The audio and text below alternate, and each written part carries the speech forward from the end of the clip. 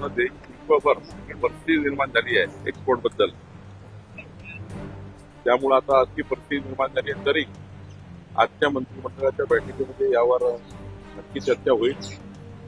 मान्य मुख्यमंत्री देवेंद्र फडणवीस यांनी मागच्याही मंत्रिमंडळाच्या बैठकीच्या वेळी काही काय नेमके याबद्दल केलं पाहिजे याच्या सूचना प्रधानमंत्र्यांना दिल्या होत्या. आज त्याचा पूर्ण आढावा मला वाटतं मुख्यमंत्री घेतील. निश्चितपणे कांदा उत्पादक शेतकऱ्यांना न्याय मिळेल ही भावना असली आहे. त्याबद्दलचा मी सुद्धा याच्यामध्ये लक्ष घालू. शेतकरी कर्जमाफी जून महिन्यात सरकार करणार होती. हा जून महिना सुरू झालेला आहे.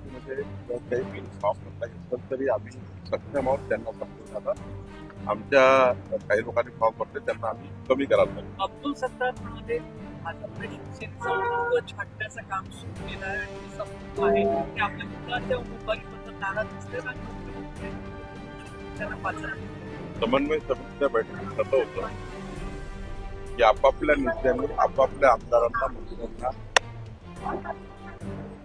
काही मीडियावर बोलण्यापूर्वी आपल्या नेत्याची परवानगी घ्यावी.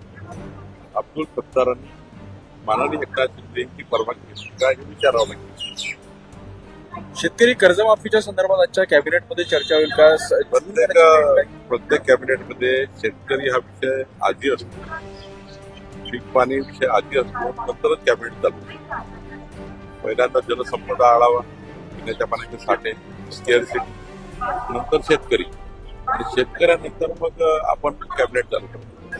प्रत्येक मंगळवारी यावर चर्चा होते आणि यावेळी शिंदे सेनेचे आमदार सूर्यवंशी यांनी म्हटलंय की लाडकी बहीण योजना राजकीय फायद्यासाठी आहे. नाही असं काही चुकीचं आहे. कोणी काय बोललं मला माहिती नाही.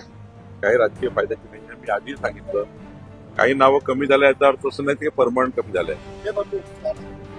काही नावं तरी अपात्र झाले असतील त्यामध्ये जर काही पुन्हा त्याचं तपासणी करता येईल. सरकारला जर काही चूक झाला असेल तर ते दुरुस्त करता येईल. पण याचा अर्थ असा नाही आहे कुठल्याही पॉलिटिकल फायद्याकरता कुठली योजना आहे ते आमचं ब्लडही नाही आहे.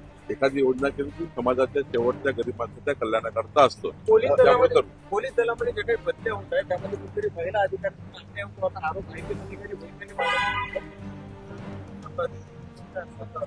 एखाद्याची बदली त्यांच्या मनात झाली नाही म्हणजे आरोप लागतात. त्यामुळे त्याचा विचार काय त्यांचा आरोप लावला बघितला तर पण बदली आपल्या मनात झाला नाही तर ते विचार करत माणसाला. नागपूरमध्ये काँग्रेसला इंटरनॅशनल उमेदवार दिलेला आहे.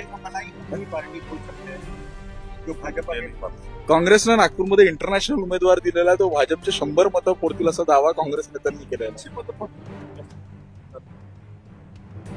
निवडणुकीच्या निकालात दिसेल. बाहेर